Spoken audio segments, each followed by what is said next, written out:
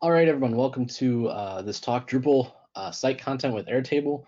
And just a quick little note, some of this is applicable to WordPress. We haven't actually tried it in WordPress yet. So I don't see why this whole process won't work in WordPress. It'll be a little bit different as far as the actual code, but yeah, the process could be done in WordPress. So just to get started here, first of all, who am I? My name is Pete Inge. I'm a tech lead at Bluecadet here in Philadelphia. If you want to contact me, feel free to shoot me an email. I'm not very good at responding over social media. So if you find me there, great, but I just don't always respond very well on that or in a timely manner. This repo will be up, the slide deck and everything will be up at github.com or at GitHub at this URL here that will be linked in Slack.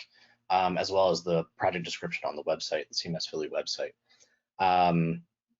So yeah, just my experience. I used to freelance a little over 10 years, worked in Drupal from D5 all the way current.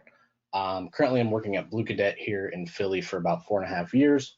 And as a developer, I really like solving problems. That's one thing that I really like about coding and development work in general, is solving problems, taking big complex issues and figuring out how to fix them and make them better. And just a little bit about the company I work with, Bluecadet. We were established in 2007, where Bluecadet is an Emmy Award-winning digital agency that creates world-class websites, mobile apps, interactive installations, and immersive environments. We partner with mission-driven organizations to create a broad suite of products and environments through design and technology. Overall, we don't consider ourselves a Drupal or a WordPress shop. We try to take the philosophy of using the right tool for the right job. That being said, most of our CMS work is done in Drupal and WordPress. I pretty much take the lead with the Drupal sites. That's where I've lived and developed and worked. And this year, we've really been trying to look at a few other solutions to figure out what else we can add to our tool belt. But really, with the people that we work with, Drupal and WordPress will probably be the majority of our work for anything upcoming. So who is this talk for? Well, first of all, if any site builders, any moderate to advanced coders, the code that we'll get into, we won't go too deep in line by line, but to give you a good idea of how we're doing things. If you're thinking and worried about content and content creators and anyone concerned with content, this hopefully will be a good talk for you to glean a little bit of content from it. So let's get started. First of all, we want to look at Airtable. What is Airtable? If you're not familiar with Airtable, from their website, it says organize anything with anyone from anywhere. Just the examples that I've seen and I've heard other people use it. A friend of mine uses this to do his work, weekly menus with his friends. They do these big cooking things every other week or so, and they use Airtable to handle all that kind of stuff. So it's really, when they do say organize anything, it really is anything. The biggest thing here is online collaboration. This isn't an app that you download or anything like that. It is all online. You can collaborate and do all your work online. I call it spreadsheets on steroids. There's a lot that can be done here. And let's take a look real quick. There we go. This project, we'll get into a little bit more detail in a minute here, explaining all this, but I just want to show you real quick. We have different tables up here in the tabs, as well as different views. So this is a little more spreadsheety looking, but we can go to this view, and now we have all these cards that we can look at. So I might not be as technically minded, but I can look at this in a nicer way. So Airtable does provide some pretty cool views that are, again, a little bit different than just a straight up spreadsheet or like working in a massive Word document. So let's get back to the slides. And so, part of this talk, why should we care about content development? Well, typically working on a website or a lot of stuff that we do are like kiosk or headless sites for installations somewhere. But when we have our designs, content is typically developed and changed and altered in tandem with development, but we don't always see that in our project. Design content is usually ideal or lorem ipsum, so it's not real content, or it's one specific piece that is like the perfect piece of content. So designs, aren't necessarily handling all the edge cases that we might see. And typically when we're designing for the web or developing for the web, it's flexible. We have flexible layouts. We need that because of the nature of web. But other types of projects like our kiosks or these touchscreens that we do a lot of, they're fixed width, fixed height, fixed everything. So they're a little more strict in what they can do and what we can design and deal with. So just want to show you kind of a worst case scenario of how things kind of work sometimes. We'll be developing our CMS. We'll have an internal CMS review, again, based on this minimal content or lorem ipsum. And we go back and we fix and we edit all that. And then we get into client training and content entry finally starts to happen. But we're pretty close to actually when we're getting ready to launch. So we're developing and fixing, trying to get everything ready for content entry, and then we're launching. And I've seen it countless times. We at this point where we get client into the site, everything kind of comes to a halt because there was miscommunication between content. There was some bugs maybe with the CMS. There was just a couple different things. Line lengths were way too long with the actual data compared to what we designed with. So just to visualize this a little bit, if we look at a timeline here, hopefully you can see my mouse in the presentation. Maybe, I don't know. Well, maybe not. But so anyways, we have this timeline here. We're developing, and by the time we actually get that real content into the site, it's pretty close to launch. We have a tight window there, and we just create chaos and havoc, and everything kind of gets pushed around, and it's annoying. And we want to work on not having to deal with that. So why again, what would be a better approach, or what do we want to see? Well, we want content development to start as early as possible. And a lot of times, we'll work with the client. We tell them that you need to work on your content, but they don't start even working on their content until it's ready to get entered into the website. So we need to use tools like spreadsheets, Airtable, which is what we're talking about today, or Gather Content. Gather Content is very close to what Airtable. It's very similar. It has a little bit different purpose. It's not meant to be for anything. Airtable has a little more global appeal probably. And our previous work, we did a lot of spreadsheets and Google Docs. We wanted to get away from that, and that's why we're looking at Airtable and Gather Content. But the idea is we want to start that content development as early as possible. We want to see as much real content in the CMS as quickly as we can, as we're developing and as we're working on it. We'd like to not have to manually copy paste content from one of these tools in the CMS. So, typically what we've done in the past, or a smaller organization or something, we're copying pasting content from a doc into the website. We test it out. We now have to fix all of our fields, and we have to re-enter all that content. So ideally, we'd like to not have to do that. We want to automate this process. So again, looking at this, if you're a developer, this probably looks a little familiar, like a Git workflow. We want to, as we're developing our content, we want to pull that content into our CMS, develop, and finalize our content as early as possible, and much farther away from launch than might happen. And this keeps us away from having that problem or having that those issues pop up right prior to launch. We can fix our content, we can tweak our content. We can tweak our designs as well if we need to. So I just want to get into the project that we did recently, and connecting Airtable. So it's a National Association of Broadcasters. We developed this wall, as you can see in this image, and it's a listing of their honorees. So it's a touch wall. We can go up and we can interact with the content. This is a headless Drupal 8 site, so to handle most of the content here, it is all coming from Drupal 8. The content itself is pretty minimal. It's pretty simple as far as the breadth of projects that we worked on. I would say this is a very simple site or simple content. And just to let you know, the project hasn't been installed yet. It's been delayed due to all the recent stuff. But we've been working on it recently. So yeah, we had two content types. We had the honorees, and then we also have another story content type. The honorees were handled. This is the main content. Those were handled in Airtable. The stories that will be on here, they'll just be handled in the CMS. So again, that made it a little bit simpler when we're talking about Airtable.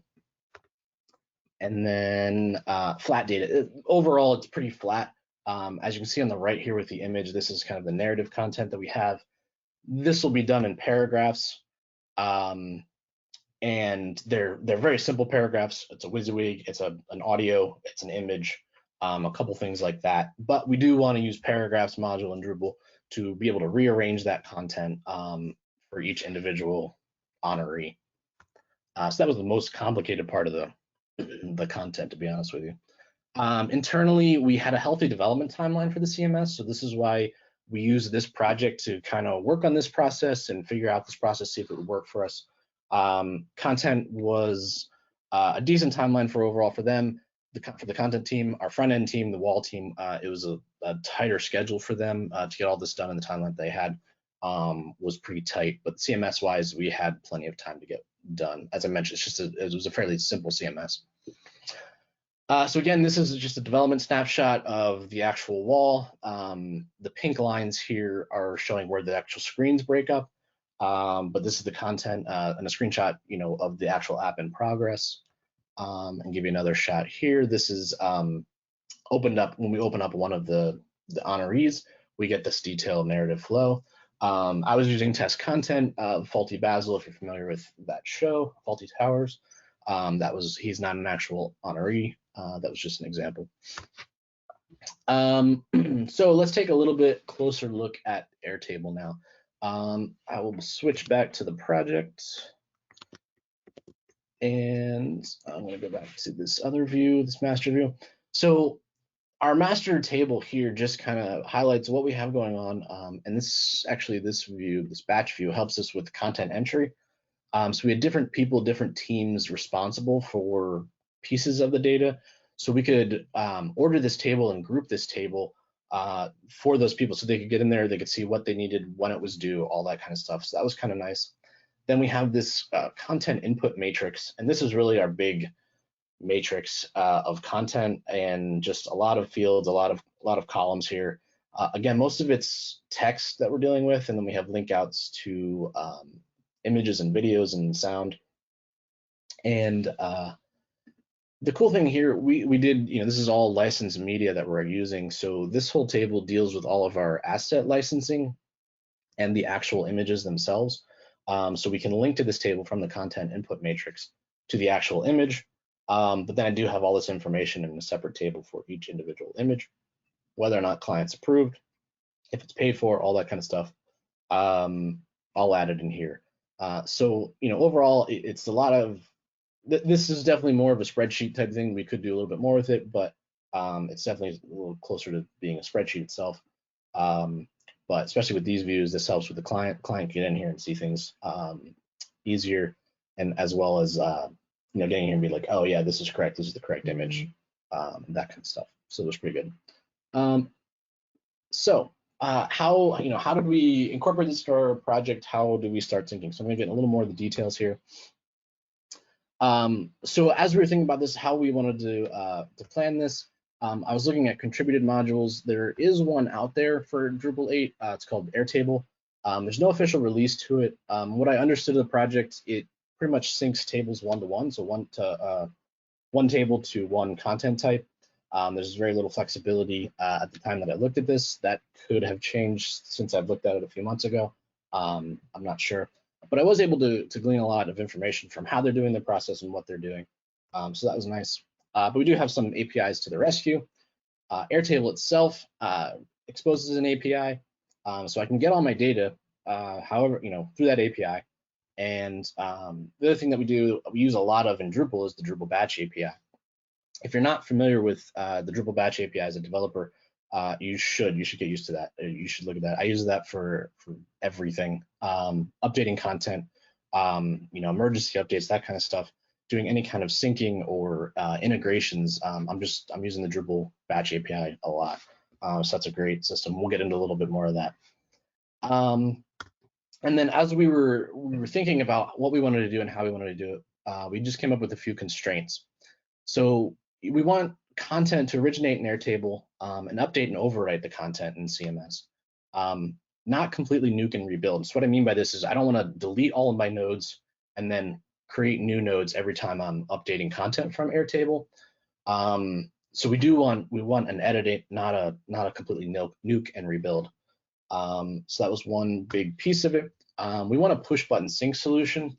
So it wasn't necessarily like automatic every night that we wanted this to update. We just want to get in there, we update some content. I can go into the CMS, push a button. A few minutes later, everything is synced and updated with the content on Airtable. We want to handle paragraph content in Airtable, but the actual ordering of the bundles in Drupal. So that was an interesting thing we were thinking about a little bit. Can we handle this in Airtable? Can we handle it in Drupal? Which way should we do it? Couple things that came up with it. We just didn't know how to do all of the ordering in Airtable itself without having like a column saying, make this number 1, and another one saying, make this number 2. So that was one part of it. That might be something, I'm not an expert in Airtable, so that might be something that I just need to look into, either with the paid version of Airtable or, so there might be something I'm just missing. And that's a good note. We are using the free version of Airtable for this project. We weren't using one of the enterprise to paid for solutions. So again, I'm not an expert in Airtable, but if someone has thoughts and ideas about that, that could be part of it. The other thing too is we're handling images, video, and audio in Airtable. So we need to be able to pull those files from Airtable into the CMS automatically through this syncing process. And eventually we want to turn off the sync. So this was simply set up so that the content can be developed and worked on as the CMS is being developed and worked on. But as soon as the CMS is done and we are ready for release, Airtable will be turned off, the sync will be turned off, and we would just deal with content in the CMS. We are developing a CMS, a content management system. We want to manage this content in the CMS, not having these two different things. Otherwise, there's no point in creating the CMS. So just to show the Airtable object, this is just a screenshot of a postman grabbing some content of the honorees. Overall, it's a typical API. There's nothing too crazy about it, fairly structured data. The only thing that I don't like, again, I don't know if you can see my mouse or not on here, but the keys to some of these fields are a little annoying. So whatever you name that column, that's the actual key. So if you can see on the screen here, it's just radio space dash slash space TV as the key. That to me sounded a little, or just was a little weird and awkward. And other than that, though, everything comes through all right. So it's not too bad. And then the next thing, the batch API. This also is a little movie of the actual batch happening. And yes, we do have a big red button. I was very proud of that, copying and pasting that from someone else online. So the batch API, batches allow heavy processing to be spread out over several page requests, ensuring that the processing does not get interrupted because of PHP timeout, while still allowing the user to receive feedback on the progress of the ongoing operations. It can also reduce out of memory situations. So basically, we're dealing with PHP memory, we're dealing with certain time limits on things. The batch process just allows us to do much more complicated processes in PHP. And basically, it's just a loop. We're doing a bunch of work in the time that we're allowed to, and then we're going to reload and keep doing the work. And this is coming straight from Drupal.org. And we're processing 109 honorees, I believe. So that's what this video is. And we won't look at the whole thing, but that's what's going on when we are actually doing our sync. So one thing I wanted to go over, just as we're looking at this, we're basically looping over content, and we have this one same process pretty much all the time, everything that we're doing. When I first was looking at some of this stuff years ago, trying to figure out how to sync content, I don't know, I thought it would be pretty complicated, but it's pretty much just this one path. We have our external data. We start with that. We check if that entity or that content exists in the database.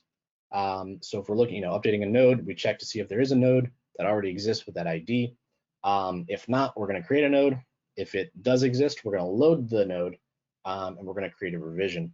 I'm a big proponent of using revisions, especially with the syncing. Helps with debugging and working, all that kind of stuff.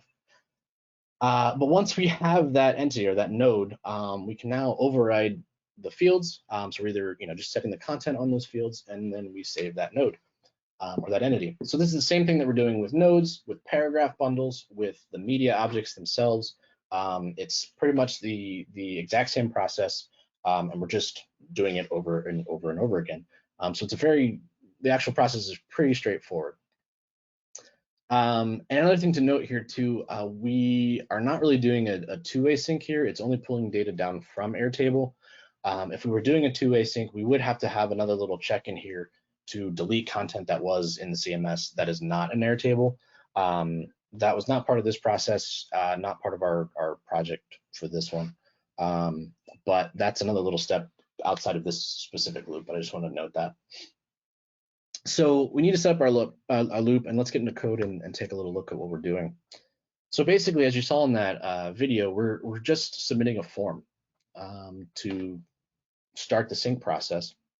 And so we have a form class, and in our submit handler here, we are creating a batch object and setting the batch. And if we run batches in a form, Drupal kind of magically does everything and takes care of it. It knows what to do. So it's pretty handy. Again, this isn't a whole lot of code. For this actual sync, we're not setting any options on it. It's simply saying go. So we have a button to push, and it submits, and that's about it. I forget what I was checking one other thing in the submit form, but I think it was just the connection, that we actually have a connection to Airtable, and then I was running the batch. So this batch object really it needs a title. That doesn't actually, maybe not need a title, but has a title. You can list the operations that we have that you need to run, and then a finish callback, and that'll display any kind of messages or errors or handle errors and that kind of stuff. And so it's a very simple thing. There's a few more options we can add to this, but nothing major. And then these operations are all within this class, so that's why you have this, and then the method name. You could have operations that are outside of the class. It depends on how you want to code it and develop it. That's fine. But let me explain a little bit of what we're doing here. So the first method is initiate Airtable data. And that's basically, we're grabbing all of our data from that main table in Airtable. And the one thing that is a little, it's not necessarily annoying, it's more REST oriented. I have to grab all of the data, and then to be able to link to all the other tables, so that main data table and all the assets, I have to call each individual item and link all those tables together to build out all the data. So this first process, I'm grabbing all of my items, and then that second process, Airtable data, the second method right here, we're looping through, pulling all the data together, and then the sync Airtable data method, I'm now looping through all of my records and updating them in Drupal. So another way that we could have handled this, instead of doing 3 methods in sync Airtable data, I could have grabbed all of the information. It just would have been less items per loop, I guess, because it would have taken the time in this step instead of the second step. That's really more of an option, how you want to code it, I believe. I don't know if there's really big pros and cons either way. It's up to you. This worked for us. Everything worked without timing out. If you have a larger data set, I could see where you might need to break it up even into more processes or something like that. But that's up to you how you want to do it. So we're going to dive into a little bit again of the code of this whole process of actually syncing the content into Drupal. In our method, our sync Airtable data method, after we get all our content and we're looping through the individual record, we call this method sync node. It's a very unique name, and we're just passing in the data of that object from Airtable. So this, as I mentioned, it's our first, we have to check if we have a node. So what we're doing is we add a field to all of our nodes called field sync ID, as you see right here. And Airtable, they give us IDs from their system, so we're using that to check the uniqueness of each record. So that's the field that we're using. If you have another source or something else, you want to have another field to sync off of. So this is just using an entity query. Our content type is inductee, and then we're searching on this field for the unique ID and executing that query.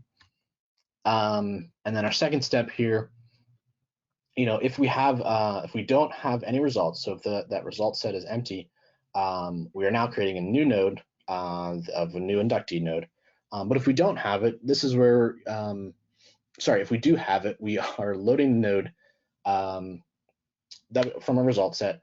There's a little bit we could do here. I'm just grabbing the first item. If we have multiple items, I'm not airing out. That could be, if you want to have this as a more production friendly thing, we probably want to throw some type of an error if we have more than one. That should really be unique. So yeah, that's a side note. But then we're creating a new revision here. We're updating the log, the revision time, and the revision user. This just helps keep things in order. I personally like doing this as just a debugging method.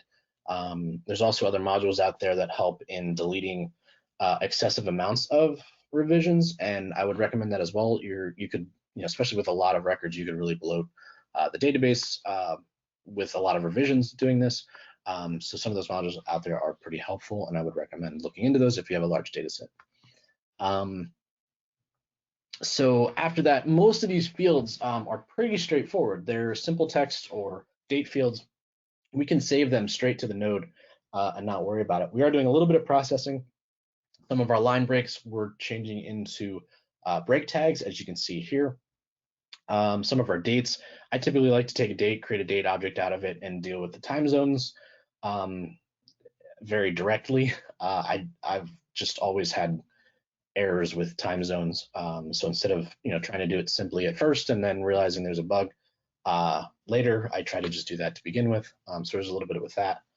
But again, most of these fields are pretty straightforward and not that not a whole lot to have to deal with them. We get into our images and audio and video and our media bundles. It's again the same process of this first comment where we're looking for that media entity and either creating it or loading the existing one and going from there. I didn't include all the code because it's the exact same thing as we did for the node. But then actually getting the file is pretty straightforward as well. Drupal provides some pretty cool tools to be able to handle all of this. So we can prepare the directory. If we want a custom directory name here, we can do that. But we're preparing our directory. We're working on transliteration for the file name just to make sure we have nice little file names. We set up that target directory, and then there's this function called system retrieve file, which we have our external URL. We tell Drupal where it should go, and there's a couple options for here, but we're just saying if a file name already exists, rename it. And it's pretty straightforward.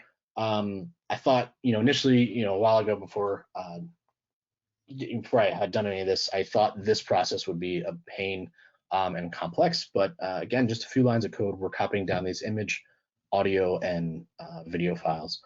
This does take a little bit of time, so you do want to check your video sizes and all that kind of stuff, or your file sizes for everything. But for overall, for this project, we had no problems with it. And then this if statement right here, if we had any problem, or if we didn't have any problems, then we're setting that file on the media entity. And then if we did have problems, we can handle errors and throw errors based on that type of stuff. But this is the simple code or the basic code structure for downloading those files. And then the tricky part came into dealing with paragraph bundles. So let's dive into that. Again, this little example, Betty White was our design content.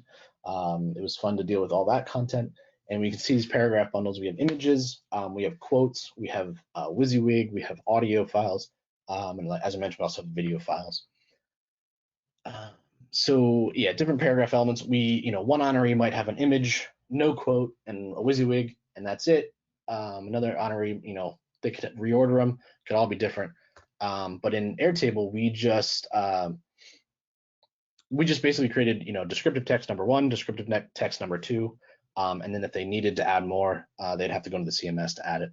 And we dealt with ordering within the CMS, and we, made that as a constraint to begin with the project at the beginning of dealing with this. Most honorees barely had any content. It was mainly like last year's honoree might have a little bit more content, but it was pretty straightforward. As I said, Airtable does not easily handle ordering of paragraphs, so we didn't know how to do it in Airtable. There might be other options for that, and it's something that we still want to look into.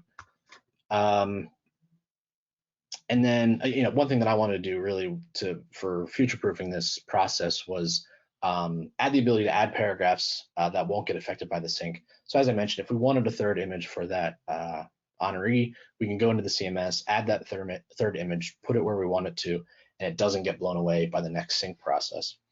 So let's dive into a little bit of the code here. Oh, yeah, and we want to keep the ordering saved in the CMS.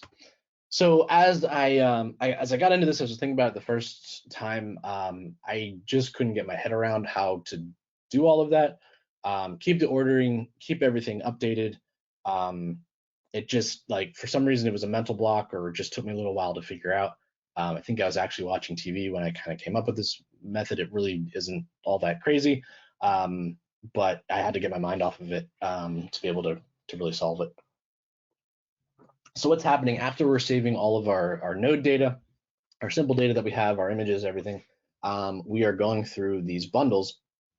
And these methods here, the handle quote text, handle descriptive text, handle media, these are the different paragraph bundles that we're dealing with. But all we're doing in these methods is creating a data structure to be saved for the fields on that entity. And then finally, this handle segment bundles, we are actually creating the new field value for the node. And we'll get into that detail right now. So this example object, this is for a quote paragraph bundle.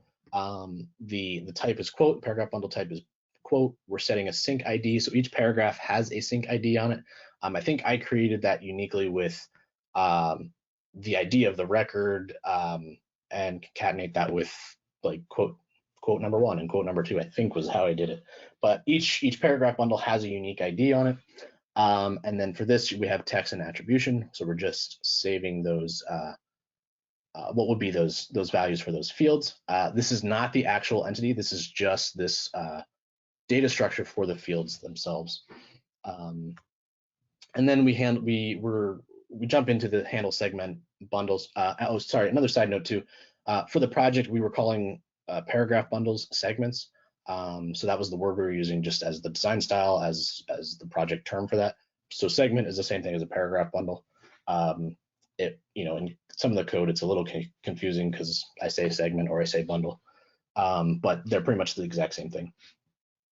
So when we're handling the segment bundles, we're passing in the node that we're working on. We're passing in this array of the new data that we're getting from Airtable, and then we have a new variable here of the current bundles. And these are just the reference entity, the current bundles that are on that node. If the node is a new node, it obviously will be empty. And then we're creating a new variable here, the new bundles, and this is a new array to save on our field segments field when we're all done with this. Pass the function, great. So we first loop over our current bundles, and by doing this, we're keeping the order that we've already set up in Drupal. So we're looping through these. If one of these bundles has the ID and exists, we're updating that content from the new segment data, and we're also removing that item from the new segment data. And then the way paragraph bundles work, you need to have the revision, so it's targeting not just the entity, but it's targeting the revision of that entity. So we need to save it again. If we're updating, we need to save it. If it doesn't exist in the new segment data, if it doesn't exist from the Airtable data, then we're just going to save it so we have a new revision and add this to the new bundles array. And this keeps ordering. It keeps content that has been created in Drupal, but not in Airtable. And then once we loop through all this, we built out, this new bundles array object has been built out. And if we have new content from Airtable, this new segment data will not be empty. So we'll loop through that, and this will add all of our new content. So, a lot of this is important because I might get in there one day and I only add one piece of content to this honoree, and then I update their CMS, and then the next day I finally add the image and the other quote that I needed. So, as we're updating the CMS day to day, this update process needs to be pretty smooth and worked out. So we do need to be able to add new content in here. And the next thing, we're just saving the field value. This new bundles array has been built, and saving that to the field value, so that updates our field for the node. So as I mentioned, just initially I was just all over the place as far as how all this gets synced and updated and keeping the order. And it actually came down to a fairly simple process, just a couple loops here. 2 loops in this method, if you count the loop that we're going through everything. A couple levels of loops, not too bad. So again, just to reiterate a little bit, we're looping through the current bundles to update if necessary. We're saving the paragraphs for a new revision ID. At the end of the field, any new bundles, add to the end of the field any new bundles from Airtable. Again, that was another choice that we made, is anything new, we're going to add to the end of the paragraph bundles, and then the content editor can go into the CMS if they want and rearrange in the CMS. So again, we could keep keep the paragraph bundle order in place and keep any bundles that have been manually added in the CMS, and not get overwritten or nothing happens to them from the sync process. So from our content team, we got a couple of these slides. How did this really help us with our content entry? Well, we could enter the content in Airtable as we received it all in one place. So the client themselves were in Airtable updating content. The content team themselves were in Airtable. And all of that was getting input in there and being reviewed and that kind of stuff and being updated. So that was a pretty handy place to have one spot for all of this content. Overall, Airtable is an easier interface than Google Sheets. Hopefully, for developing our CMS correctly, the CMS is ultimately going to be a better experience than Airtable. But yeah, time, budgets, constraints, all that kind of fun stuff. Hopefully it'll be better. There are multiple ways to enter content. Like I showed you, the rows versus cards. We can see the content. We can break the content up. We might not necessarily want all of that logic in our CMS, because this is for content creation. Breaking everything up by the delivery schedule, I don't need that in my CMS. I don't need to develop that for my CMS.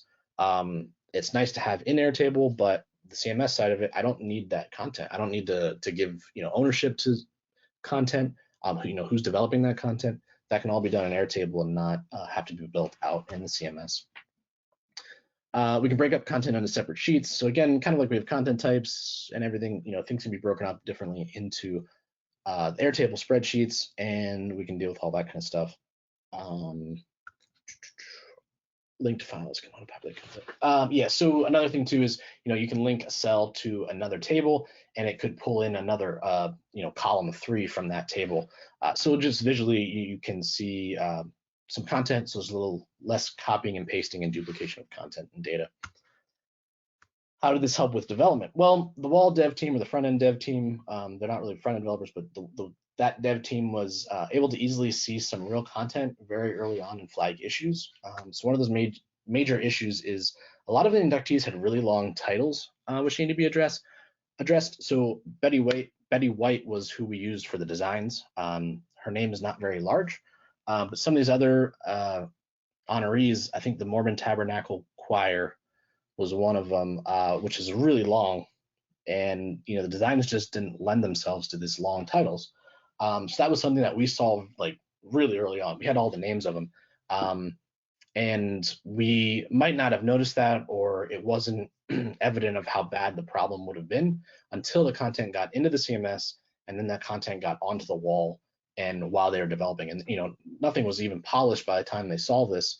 So it was very helpful to see that like pretty early on. We identified issues with data entry before it became critical. So there's a couple things as far as italics and bold and line breaks and that kind of stuff, which we were able to address pretty early on. And the big thing was we were able to polish our CMS data Cinder pipeline. This project was developed in Cinder. I'm not sure if I mentioned that, but it was in a timely manner. I don't know how many times in the past 2 hours before delivery, someone's like, we need this fixed, and I don't know why it's broken, but we have a delivery in 2 hours. Can you fix it? Can it be done? But this, we had a really smooth timeline. We had a really smooth process with all this. A lot of those major issues we found pretty early on. Yeah, not 2 hours before a deadline. Some gotchas and helpful stuff. Obviously, this needs a little bit of planning. We're having a heavier CMS dev lift up front, as well as the wall team. They had to integrate, the CMS a little earlier on than they might normally, but it definitely was a benefit for them. and for the CMS team. Some line breaks, HTML issues. You just have to know what you're getting from Airtable and how you want to process that into the database, into Drupal, and how Drupal handles some text fields, that type of stuff, and then how that gets out into your API. Airtable has bad keys, as I showed you before. Just be careful about that. Making revisions, again, with syncing, I like to say and stress, always make revisions. It helps. And thanks. Yeah, that was the talk. Actually, we ended right on time. So if we have questions, I'll start looking at those. And you can also talk in Slack. I'll be more than happy to answer there, or shoot me an email. And yeah, hello. We have like 9 minutes left. Mm-hmm. And I'm gonna unmute the audience, so if they have any questions they want to ask through the mic, they can do so.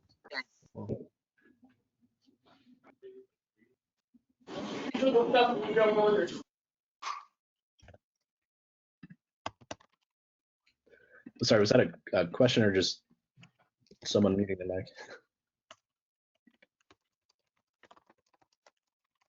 Yeah, all the audience is unmuted now. Okay, if you want to ask a question, or you can type it in chat too. Can you hear me okay? Yes. So I looked at Airtable about a year ago, and for our needs, I thought that we needed the enterprise version. Can you talk a little bit more about how the free version worked for you? Because you had a lot of people in there, a lot of different data types, and I'm just surprised that was all available in the free with multiple users. How did you work out the free service? Yes, I forget, to be honest with you, I don't know how many users we had. We were within our limits on the free account. And the actual content types and data types that we needed were pretty simple. It was files, text fields, date fields. I believe those were the three items that we needed. Yeah, there's more ability to have like different views and data displays and that kind of stuff with the paid versions. But again, we, as a system that we were just using to get our initial content, and then while we're developing the CMS, our plan was always to turn this off, not use this as long term. So we simplified a few things. If you saw in that view, we have italics tags in here and bold tags. Look at my mouse. So we're not, using some of the full capabilities of Airtable. Oh yeah, here we have the italics tags because we wanted the I tag specifically for our API and everything.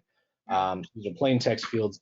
Again, as a stepping stone, as a place to gather this content and work on this content before it gets into the CMS.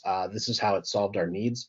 If we were looking for Airtable itself to be a more permanent solution, we probably would have looked at one of the paid versions. And then as far as the API key, it's attached to a single user. So I think it's attached to my account, and I think it has access to all of my tables, all of my projects. So that's a little iffy, I guess. But that's how we handled it.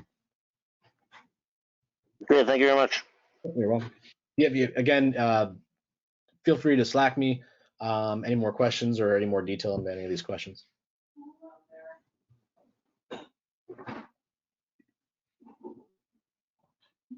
Anyone else? Any more questions?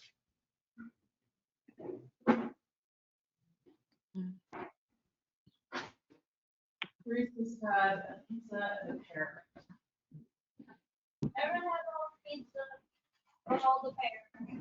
Well, you can finish some of it when you get back if you want. So I'm delivering the same day. Oh, really? Yeah. All right. Well, if anyone else has any more comments or questions or discussion, feel free to hit me up in Slack. Otherwise, I think we'll probably turn this presentation off and move on to the next. Hope you all enjoy your Right. Philly. Thanks.